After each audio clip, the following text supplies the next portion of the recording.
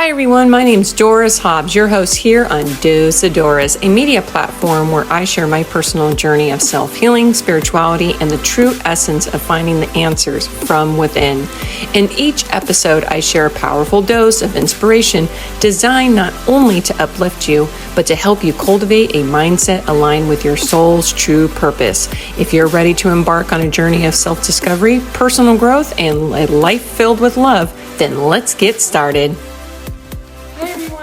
Today's episode, it's going to be twofold. We're going to be talking about the desires we hold dear to ourselves and how to surrender our will to what will be. My personal story about LA moving 2 different times perfectly illustrates the struggle between personal desires and God's will. For nearly 5 years, I manifested in my journal my dream of living in LA, only to realize it was against God's plan for me. Turned out to be actually a wild goose chase. After selling my condo in summer of 2023, I moved 7 times. Yes, you heard me correctly, 7 times in 1 year. All because I was so fixated on one vision for my life and nothing else mattered. Despite people telling me that I was crazy and I was making a huge mistake, I was still determined to pursue what I wanted. Talk about being stubborn, right? Have you ever been locked into a mindset where you want something so badly that you shut out everything, even what God has for you? Now remember, we are children of God, not adults of God. This is very different and very crucial because our Father, He knows best and will ultimately fulfill His will in our lives. Truly, trying to alter His plan is pointless, and I'm living proof that He will work on you and guide you, even if it means sitting you in the corner on time out until you realize His greater plan. Now, remember, surrendering to God's will, doesn't mean abandoning your desires. Rather, it involves aligning your goals with His divine plan, merging them together and trusting that His vision for our lives is ultimately for our greater good. With that, you must surrender to God's will, which is an active choice to trust and follow God's guidance, even when it separates us from our own plan.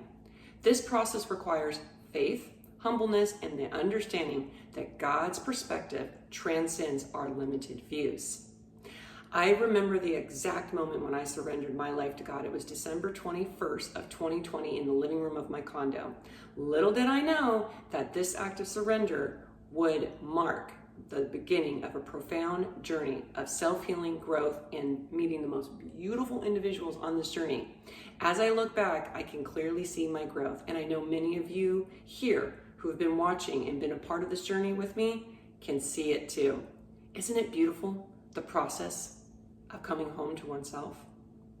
This journey required me to unlearn everything I once believed to be true and start anew, even if that meant moving often, as I did, or spending time alone in the wilderness. It was in those moments that I not only learned about myself, but also began to build a solid relationship with God. I've become to realize that this is the only relationship that I have been seeking all along, the relationship with God. I know now that this journey had to be done alone. Had I embarked on this journey with another person by my side, I really don't think that I would have heard God's quiet yet powerful whisper or been able to lean on Him as I do now. As Proverbs chapter 3, verse 5 through 6 states, trust in the Lord with all of your heart and lean not on your own understanding.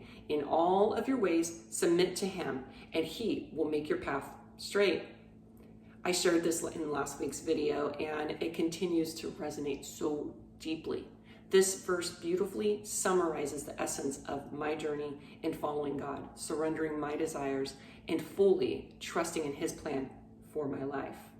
If you are searching for peace, remember this: true peace can only be found through God.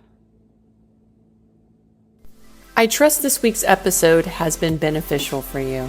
Thank you for tuning in.